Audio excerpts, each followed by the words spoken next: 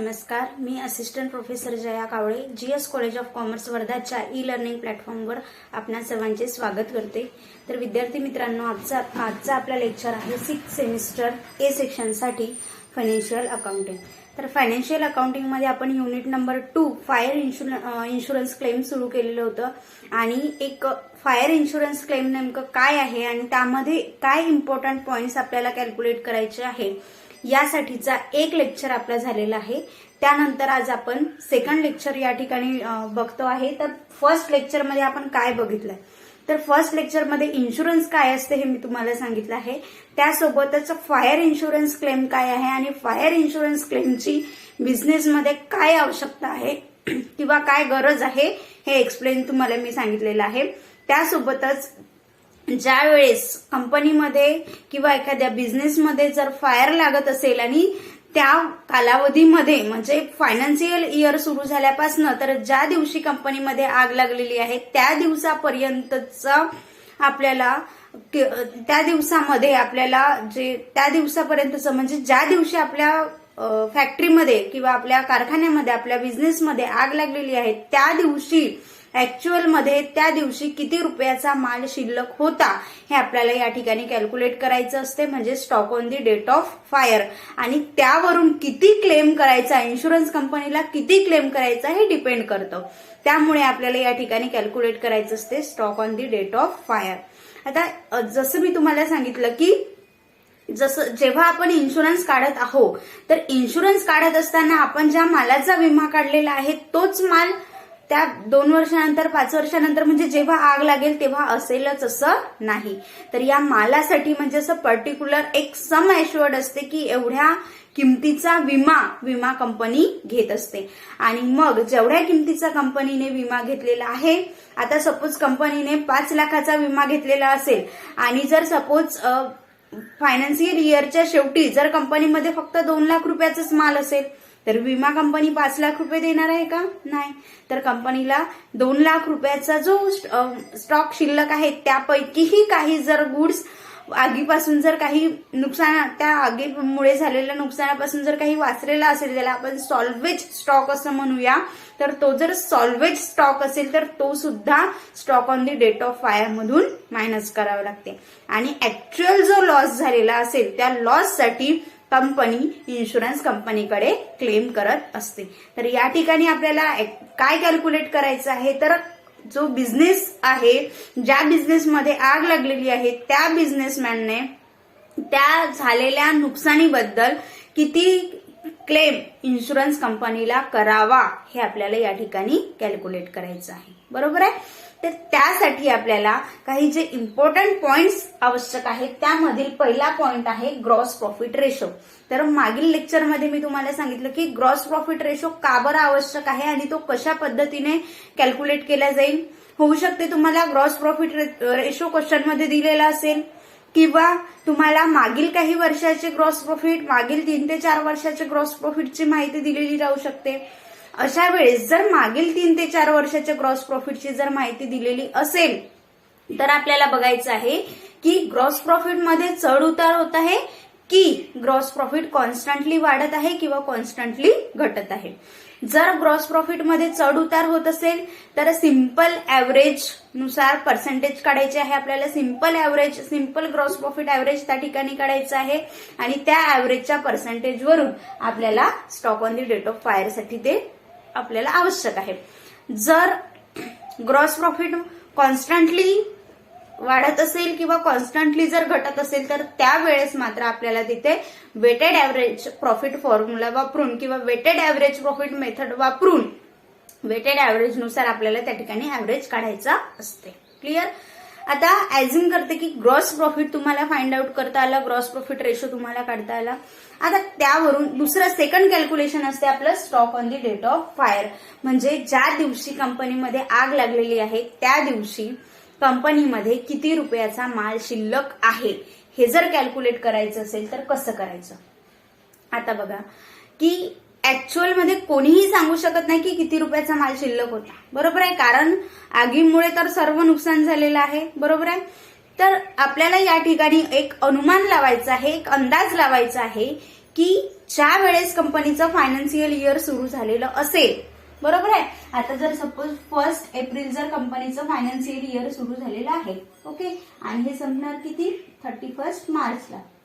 तर या आर्थिक वर्षामध्ये ज्या दिवशी सपोज आग लागली इथे 25 ऑक्टोबर, ओके, 25 ऑक्टोबरला, तर 1 एप्रिल पासून तर 25 ऑक्टोबर पर्यंत आपल्याला या ठिकाणी 25 ऑक्टोबरला किती माल शिल्लक आहे हे शोधून काढत आहोत आपण, stock on the date of fire. तर त्यासाठी सुरुवातीला म्हणजे 1 एप्रिलला किती रुपयाचा माल शिल्लक होता हे इझिली काढता येईल, कारण आपल्याला जी माहिती दिलेली आहे म्हणजेच मागील वर्षाची जी माहिती दिलेली असेल त्या आधारावरून आपण या वर्षाचं अनुमानित प्रॉफिट सुद्धा, अनुमानित ग्रॉस प्रॉफिट सुद्धा या ठिकाणी काढू शकतो. त्यासाठी जर सपोज मागील वर्षाचे ट्रेडिंग अकाउंट दिलेलं असेल किंवा मागील वर्षाच्या ट्रेडिंग अकाउंटिंगशी रिलेटेड माहिती दिलेली असेल, ट्रेडिंग अकाउंटशी रिलेटेड माहिती दिलेली असेल, तर आपल्याला सोल्युशनमध्ये ट्रेडिंग अकाउंटही तयार करावं लागेल आणि त्या ट्रेडिंग अकाउंटच्या बेसवरून आपल्याला या ठिकाणी एक अकाउंट तयार करायचं आहे ज्याला आपण अनुमानित किंवा घटनात्मक ट्रेडिंग अकाउंट ज्याला आपण म्हणू शकतो, घटनात्मक व्यापार खाते ज्याला आपण म्हणत असतो, ते आहे मेमोरेंडम ट्रेडिंग अकाउंट. तर stock on the date of फायरचं कॅल्क्युलेशन करण्यासाठी आपल्याला जे अकाउंट आवश्यक आहे ते अकाउंट म्हणजे आहे मेमोरेंडम ट्रेडिंग अकाउंट, घटनात्मक व्यापार खाते. क्लिअर. तर या ठिकाणी 1 एप्रिल म्हणजे मागील वर्षाच्या ट्रेडिंग अकाउंटमध्ये जे क्लोजिंग बॅलन्स असेल ते क्लोजिंग बॅलन्स या वर्षीचं ओपनिंग बॅलन्स असेल, बरोबर आहे. तर या वर्षाचं ओपनिंग बॅलन्स आपल्याला या ठिकाणी मिळून जाईल. त्यानंतर या करंट इयरमध्ये आपण किती परचेस केलेलं आहे, बरोबर आहे, किती रुपयाचा माल परचेस केलेला आहे ते आपण त्यामध्ये ऍड करू शकतो. ओके. त्यानंतर त्यामधनं जर सपोज आपण सेल्स किती केलेला आहे हे जर माहिती असेल किंवा आपलं किती सेल्स होऊ शकते किंवा किती सेल्स आहे हे जर माहिती आहे, तर टोटल स्टॉक मधून सेल्स झालेला माल जर आपण लेस केलं, मायनस केलं, तर जे उर्वरित बॅलन्स आहे ते काय असेल, stock on the date of fire म्हणजे ज्या दिवशी आग लागली त्या दिवशी शिल्लक असलेला माल. तर हे कसं कॅल्क्युलेट करायचं आता हे मी तुम्हाला इन जनरल सांगितलं. आता याला आपण फॉर्मल पद्धतीने कसं कॅल्क्युलेट करतो, तर यासाठी आपल्याला तयार करायचं आहे memorandum trading account. Memorandum trading account. आता हे ट्रेडिंग अकाउंट आहे, ट्रेडिंग अकाउंट सारखंच असणार आहे, फक्त याला आपण मेमोरेंडम ट्रेडिंग अकाउंट नाव दिलेलं आहे. का बरं, कारण हे जे ट्रेडिंग अकाउंट आहे हे फायनान्शियल इयरच्या एंडिंगला आपण तयार करत नाहीये, तर हे घटनात्मक व्यापार खाते आहे. जे ही जी घटना झालेली आहे, फायर झालेला आहे कंपनीमध्ये, त्यासाठी आपण stock on the date of fire शोधून काढण्यासाठी हे अकाउंट तयार करत आहोत, म्हणून याला म्हटलं आहे मेमोरेंडम ट्रेडिंग अकाउंट. आणि याला आपल्याला नाव द्यायचं आहे फॉर दी पिरियड. आता या ठिकाणी आपण at the end of 31st March for the year of 31st March for the year ending 31st March so and so असं लिहू शकत नाही, तर याला फॉर दी पिरियड लिहायचं आहे. तर या ठिकाणी येईल फॉर दी पिरियड. कोणता, 1 एप्रिल पासून, तर सपोज 25 ऑक्टोबरला आग लागली आहे तर 25 ऑक्टोबर पर्यंत, तर 1 एप्रिल टू 25 ऑक्टोबर. क्लिअर. तर या पद्धतीने आपल्याला या ठिकाणी लिहायचं आहे. आता ट्रेडिंग अकाउंट म्हटल्यानंतर ट्रेडिंग अकाउंटमध्ये सुरुवातीला आपण ट्रेडिंग अकाउंटिंगशी रिलेटेड जी इन्फॉर्मेशन आहे, किती रुपयाचा माल होता, किती रुपयाचा माल परचेस केला, त्यानंतर त्याच्याशी संबंधित जर काही डायरेक्ट एक्सपेन्सेस असेल तर ते डायरेक्ट एक्सपेन्सेस, देन त्यानंतर क्लोजिंगला किती रुपयाचा माल गेला आणि किती रुपयाचा माल शिल्लक आहे, म्हणजे होता, आला, गेला आणि राहिला. बरोबर आहे. एक क्लिअर बेसिक अकाउंटिंग आपल्याला माहिती आहे, किती रुपयाचा माल शिल्लक होता, किती रुपयाचा आला, किती रुपयाचा गेला, किती रुपयाचा राहिला. या फॉर्म्युल्यानुसार आपल्याला मेमोरेंडम ट्रेडिंग अकाउंट तयार करायचं आहे. तर या ठिकाणी फर्स्ट येईल ओपनिंग स्टॉक. काय येईल, ओपनिंग स्टॉक. मागील वर्षाच्या ट्रेडिंग अकाउंटमध्ये जो काही आपला क्लोजिंग स्टॉक असेल तो या वर्षाचा करंट इयरचा ओपनिंग स्टॉक असेल. त्यानंतर परचेस, या वर्षात आपण किती माल परचेस केलेला आहे, होऊ शकते परचेस रिटर्न वगैरे दिलेलं असेल तर परचेस रिटर्न आपण या ठिकाणावरून इथून लेस करूया परचेस मधनं आउटर कॉलम मध्ये अमाऊंट. त्यानंतर काही डायरेक्ट एक्सपेन्सेस असू शकते, जसं वेजेस आहे, डायरेक्ट एक्सपेन्सेस आहे, तर ते ट्रेडिंग अकाउंट मेमोरंडम ट्रेडिंग अकाउंटच्या डेबिट साइडला जसं वेजेस किंवा डायरेक्ट एक्सपेन्सेस. ओके, या पद्धतीने. त्यानंतर आपण क्रेडिट साइडला घेत असतो डायरेक्ट इन्कम. तर डायरेक्ट इन्कम मध्ये जे इन्कम आहे ते आहे सेल्स. Okay, cells. त्यानंतर जर इतर काही कारणास्तव जर मालाचं काही नुकसान झालं असेल किंवा अदर काही रिझन व्यतिरिक्त जर सपोज माल व्यवसायामधून गेला तरी तो मेमोरंडम ट्रेडिंगच्या क्रेडिटला, जसं लॉस बाय थिफ्ट आहे किंवा लॉस बाय फायर आहे, ते सुद्धा आपल्याला इथे लिहिता येईल. क्लिअर. त्यानंतर आपण काय करत असतो की दोन्ही साईडची बेरीज करून आपण इथे ग्रॉस प्रॉफिट शोधून काढत असतो, बरोबर आहे.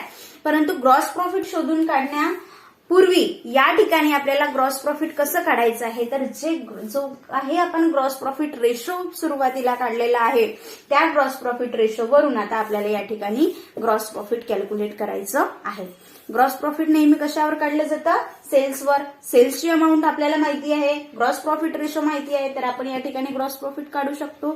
चला, तर या ठिकाणी ग्रॉस प्रॉफिट कसं येईल, gross profit is equal to, suppose इथे 20% आपलं ग्रॉस प्रॉफिट रेशो आला आहे, तर आपण काय घेऊ इथे 20% ऑन सेल्स. तर सेल्सची जे काही अमाऊंट असेल त्यावर 20% ग्रॉस प्रॉफिट येईल.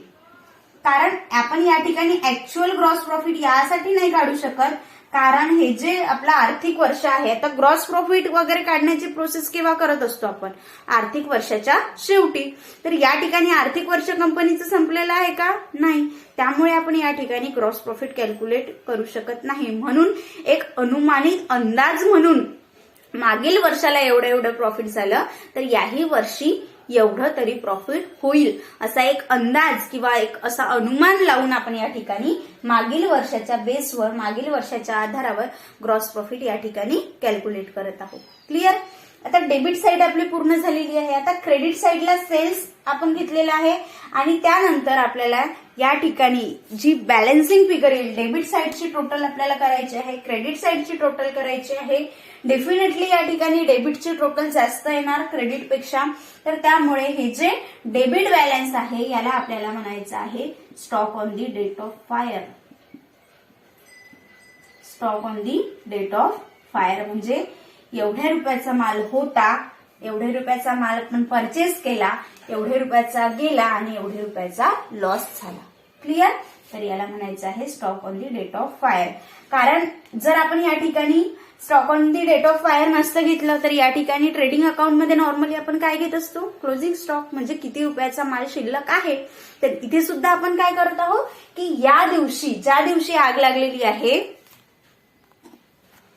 त्या दिवशी किती रुपयाचा माल शिल्लक आहे, बरोबर आहे. तर तेच आहे या ठिकाणी stock on the date of fire. ही जे राहील हे बॅलन्सिंग फिगर येईल, त्याला म्हणून आपल्याला त्याला लिहायचं आहे बॅलन्सिंग फिगर. ओके. आणि त्यानंतर दोन्ही साईडची या ठिकाणी आपल्याला टोटल करून मेमोरंडम ट्रेडिंग अकाउंट क्लोज करायचं आहे. तर या पद्धतीने आपण जो आपला सेकंड पॉइंट होता ते शोधून काढलेला आहे, stock on the date of fire. Clear. त्यानंतर थर्ड असते salvage stock. Third important point आहे यामधला सॉल्वेज स्टॉक. आता सॉल्वेज स्टॉक म्हणजे जर सपोज कंपनीला आग लागली आहे, व्यवसायाला आग लागलेली आहे, तर त्यामध्ये जो जळालेला माल आहे, होऊ शकते की सर्वचा सर्व माल जळून राख होईलच असं आवश्यक नाही. त्यापैकी काही माल जर सपोज अग्निशामक दलाचा आपण त्या ठिकाणी यूज केला, काही लोकांनी ते आग विझवण्याचा प्रयत्न केला, तर होऊ शकते त्या आगीपासून काही माल वाचवला जाऊ शकते, बरोबर आहे. तर त्या आगीमधून जो काही माल शिल्लक राहिलेला आहे, जो काही माल आगीमुळे होणाऱ्या नुकसानापासून वाचलेला आहे, त्याला म्हणायचं आहे आपल्याला सॉल्वेज स्टॉक. ओके. म्हणजे ज्या मालाचं नुकसान झालेलं नाही, तो माल आगीपासून होणाऱ्या नुकसानीपासून वाचलेला आहे, तो आहे सॉल्वेज स्टॉक. असाही काही माल असू शकते की जो आगीमुळे जळाला तर आहे पण अर्धवट जळालेला आहे, अर्धवट शिल्लक आहे, तर त्या अर्धवट जो शिल्लक आहे किंवा अर्धवट जो व्यवस्थित आहे त्याचा यूज सुद्धा आपण नेक्स्ट प्रोसेससाठी करू शकतो. तर असंही काही असू शकते. तर हे जे शिल्लक माल आहे किंवा जे रियूज करू शकतो असं काही जे शिल्लक आहे त्याला म्हणायचं आहे सॉल्वेज स्टॉक. आणि ही जी सॉल्वेज स्टॉकची अमाऊंट आहे ही आपल्याला क्वेश्चन मध्ये दिलेली राहील. क्लिअर. त्यानंतरचं नेक्स्ट कॅल्क्युलेशन आहे fourth, loss of stock. Loss of stock. आता आपण दोन कॅल्क्युलेशन केलेले आहेत, gross profit ratio, stock on the date of fire आणि सॉल्वेज स्टॉक. आता हे लॉस ऑफ स्टॉक काय आहे? लॉस ऑफ स्टॉक काय आहे तर जे stock on the date of fire म्हणजे ज्या दिवशी आग लागलेली आहे त्या दिवशी जेवढा माल शिल्लक होता, म्हणजे आपण जेवढं असं समजलो की एवढा माल आपला आगीमुळे नष्ट झालेला आहे, परंतु त्यापैकी काही वाचलेला सुद्धा आहे म्हणजे सॉल्वेज सुद्धा आहे. मग ऍक्च्युअल लॉस किती झाला आहे तर ऍक्च्युअल लॉस किती झाला आहे हे फाइंड आउट करण्यासाठी आपल्याला फर्स्ट या ठिकाणी घ्यायचं आहे stock on the date of fire, म्हणजे किती रुपयाचा माल शिल्लक होता, किती रुपयाचा माल शिल्लक होता, त्यानंतर किती रुपयाचा माल शिल्लक होता, त्यानंतर आगीमुळे होणाऱ्या नुकसानापासून किती रुपयाचा माल आपण वाचवू शकलेला आहे, म्हणजे सॉल्वेज स्टॉक किती आहे, सॉल्वेज गुड्स किंवा सॉल्वेज स्टॉक एवढा आहे. आणि जेवढं मग आपलं नुकसान झालेलं आहे ते आहे loss of stock. Loss of stock एवढा माल नुकसान झालेलं आहे. सपोज या ठिकाणी 2 लाख रुपयाचं stock on the date of fire होतं, 2 लाख रुपयाच्या वस्तू होत्या, 2 लाखापैकी जर सपोज 50,000च्या गुड्स आपल्या वाचलेले आहे तर ऍक्च्युअल लॉस किती झालेला आहे आपला 1,50,000, 1,50,000. तर लॉस ऑफ स्टॉक किती येईल त्या ठिकाणी 1,50,000. तर जेवढा लॉस झालेला असेल तेवढाच कंपनी क्लेम करू शकते. जरी कंपनीने 5 लाख रुपयाचा विमा काढलेला आहे परंतु कंपनीचा लॉस 1,50,000च झालेला आहे, 1,50,000च झालेला आहे, तरी मात्र कंपनीला 1,50,000चाच क्लेम करावा लागेल. कंपनी 2 लाख रुपीजचाही क्लेम करू शकत नाही, कंपनी 5 लाख रुपीजचाही क्लेम करू शकत नाही. जेवढा ऍक्च्युअल लॉस झालेला असेल तेवढा ऍक्च्युअल लॉसचा क्लेम कंपनीला इन्शुरन्स कंपनीकडे करावा लागेल. क्लिअर. त्यानंतर यामध्ये एक नेक्स्ट आहे नंबर 5. आता जसं सपोज आता मॅडम तुम्ही म्हटलं की 5 लाख रुपीजचं आमचं इन्शुरन्स प्रीमियम होतं, 1,50,000 लॉस झाला, तसं तर loss stock on the date of fire 2 lakh होतं, परंतु काही गुड्स सॉल्वेज आहे आमच्याकडे 50,000, तर ऍक्च्युअल लॉस आहे 1,50,000. तर मग तुम्ही म्हणता की 5 लाखचं जरी तुमचं प्रीमियम असेल तरी तुमचा जो ऍक्च्युअल लॉस आहे तो 1,50,000च झालेला आहे, त्यामुळे तुम्ही 1,50,000 साठीच इन्शुरन्स क्लेम करू शकता. Clear. But suppose 5 lakh rupees तुमचा इन्शुरन्स प्रीमियम आहे. ओके. इन्शुरन्स प्रीमियम नाही, सॉरी, जे आपलं आपण काय म्हणू शकतो 5 लाख रुपीज तुमची पॉलिसी अमाऊंट आहे. प्रीमियम मी चुकीचा शब्द त्या ठिकाणी आहे. 5 लाख रुपीज तुमची पॉलिसीची अमाऊंट आहे आणि जर suppose stock on the date of fire आहे तुमच्याकडे 8 लाख. किती? 8 लाख. ओके. आता तुम्ही म्हणाल की आम्ही इन्शुरन्स फक्त 5 लाख रुपीजच घेतलेला आहे, परंतु आमचं त्या ठिकाणी म्हणजे ज्या वेळेस नुकसान झालेलं आहे त्यावेळी स्टॉक 8 लाख रुपीजचा होता, तर मग काय करायचं? जे उर्वरित जे 3 लाख रुपीज आहे त्याचा इन्शुरन्स कंपनी आम्हाला क्लेम कितीचा देणार, 8 लाख की 5 लाख? तर ते या ठिकाणी ना 8 लाख रुपीज क्लेम मिळेल ना 5 लाख रुपीज क्लेम मिळेल. ते डिपेंड करेल सिच्युएशनवर, ते डिपेंड करेल किती रुपयाचा माल तुमचा ऍक्च्युअल जळालेला आहे, ऍक्च्युअल लॉस झालेला आहे. तर त्यासाठी आपल्याला या ठिकाणी यूज करायचं असते ऍव्हरेज क्लॉज. ओके. तर किती रुपयाचा ऍक्च्युअल क्लेम कंपनी करेल तर त्यासाठी यूज करायचं असते ऍव्हरेज क्लॉज. तर हे ऍव्हरेज क्लॉज काय आहे आणि ऍव्हरेज क्लॉज आपण कसं यूज करू शकतो, तर यासाठी ऍव्हरेज क्लॉज साठी फॉर्म्युला आहे. ऍव्हरेज क्लॉज केव्हा यूज करायचं? जर सपोज जी आपली पॉलिसीची अमाऊंट आहे, अमाऊंट ऑफ पॉलिसी आणि तुमचं stock on the date of fire, amount of policy पेक्षा stock on the date of fire जर सपोज कमी असेल तर जेवढा लॉस झालेला आहे तेवढा क्लेम कंपनी करेल. ओके. तर जर अमाऊंट ऑफ पॉलिसी जर stock on the date of fire पेक्षा जर अमाऊंट ऑफ पॉलिसी जास्त असेल, म्हणजे ज्या दिवशी आपला माल जळालेला आहे तो जो माल आहे तो जर पॉलिसीच्या अमाऊंट पेक्षा कमी असेल, तर जेवढा आपला ऍक्च्युअल लॉस झालेला आहे, ऍक्च्युअल लॉस आपण कसा काढू, stock on the date of fire minus salvage stock, जो आपल्याला लॉस ऑफ स्टॉक येईल तो लॉस ऑफ स्टॉक. क्लिअर. तर जेवढा आपला लॉस ऑफ स्टॉक झालेला आहे तेवढा आपल्याला क्लेम करता येईल. क्लिअर. बट जर पॉलिसी अमाऊंट ही जर stock on the date of fire पेक्षा जर कमी असेल, क्लिअर, आता जसं सांगितलं की 5 लाख रुपीजची पॉलिसी आहे आणि stock on the date of fire जर 8 लाख रुपीज असेल, तर अशा वेळेस मात्र आपल्याला किती क्लेम करायचा यासाठी आपल्याला एक ऍव्हरेज क्लॉज फॉर्म्युला वापरायचा आहे आणि त्या ऍव्हरेज क्लॉज नुसार जी अमाऊंट येईल तेवढ्या रुपयेचा क्लेम इन्शुरन्स कंपनीवर आपल्याला करता येऊ शकते.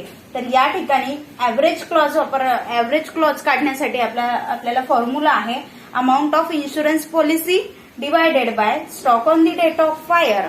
Okay. Amount of insurance policy question मध्ये दिलेली राहील, प्रॉब्लेम मध्ये दिलेली राहील, divided by stock on the date of fire, जे आपण या ठिकाणी कॅल्क्युलेट केलेलं आहे मेमोरंडम ट्रेडिंग अकाउंट मध्ये, multiply by loss of stock. जे लॉस ऑफ स्टॉक आपण या ठिकाणी ऍक्च्युअल लॉस किती झालेला आहे ते काढलेलं आहे, ते आहे लॉस ऑफ स्टॉक. आणि या फॉर्म्युल्यावरून आपल्याला कॅल्क्युलेट करायचं आहे, फाइंड आउट करायचं आहे की कंपनी किंवा बिझनेस किती रुपयाचा क्लेम इन्शुरन्स कंपनीला करू शकते. तर या इन्शुरन्स क्लेम या टॉपिकमध्ये असं कठीण असं काहीही नाही, एकदम इझी टॉपिक आहे. या ठिकाणी आपल्याला ग्रॉस प्रॉफिट रेशो कॅल्क्युलेट करायचा आहे, त्यानंतर stock on the date of fire माहिती झाल्यानंतर सॉल्वेज स्टॉकची अमाऊंट क्वेश्चन मध्येच दिलेली राहील, त्यावरून आपल्याला लॉस ऑफ स्टॉक कॅल्क्युलेट करायचा आहे आणि ऍव्हरेज क्लॉज केव्हा वापरायचा केव्हा नाही वापरायचा यासाठीची ट्रिक तुमच्या लक्षात आली पाहिजे. केव्हा वापरायचा, जर stock on the date of fire पेक्षा जर जी इन्शुरन्स पॉलिसी आहे, अमाऊंट ऑफ इन्शुरन्स पॉलिसी आहे ती जर सपोज जास्त आहे, तर जेवढा आपला ऍक्च्युअल लॉस झालेला आहे तेवढा क्लेम करायचा. जर suppose amount of insurance policy कमी आहे आणि stock on the date of fire जास्त आहे, अशा वेळेस आपल्याला या ठिकाणी ऍव्हरेज क्लॉज फॉर्म्युला वापरायचा आहे. फॉर्म्युला आहे amount of insurance policy divided by stock on the date of fire multiply by loss of stock. आणि या फॉर्म्युल्यानुसार आपली जी काही अमाऊंट येईल तेवढी अमाऊंट व्यावसायिक, बिझनेसमॅन, उद्योजक इन्शुरन्स कंपनीला क्लेम करेल. तर हेच टॉपिक आहे, हेच आपल्याला या ठिकाणी कॅल्क्युलेट करायचं आहे की जर सपोज बिझनेसमध्ये आग लागलेली आहे, आगीमुळे मालाचं नुकसान झालेलं आहे आणि कंपनीने इन्शुरन्स पॉलिसी काढलेली आहे, तर अशा वेळेस तो व्यावसायिक, तो बिझनेसमॅन किती रुपयाचा क्लेम इन्शुरन्स कंपनीला करेल. तर यासाठीची बेसिक इन्फॉर्मेशन आपण मागील आणि या लेक्चरमध्ये बघितलेली आहे. नेक्स्ट लेक्चर पासून आपण इन्शुरन्स क्लेमचे प्रॉब्लेम सुरू करूया. अजून तुमचा टॉपिक क्लिअर होण्यासाठी किंवा अजून तुमच्या आयडिया क्लिअर होण्यासाठी आणखी जेवढे प्रॉब्लेम्स शक्य होईल तेवढे प्रॉब्लेम्स आपण या ठिकाणी डिस्कस करूया, म्हणजे इन्शुरन्स क्लेम कसं कॅल्क्युलेट करायचं यासाठीची आयडिया तुम्हाला क्लिअर येईल आणि तुमच्या ध्यानात सुद्धा यामुळे वृद्धी होईल. तर पुन्हा भेटूया नेक्स्ट लेक्चरमध्ये फायर इन्शुरन्स क्लेमच्या एका फर्स्ट प्रॉब्लेम सोबत. तोपर्यंत घरी राहा, सुरक्षित राहा. धन्यवाद.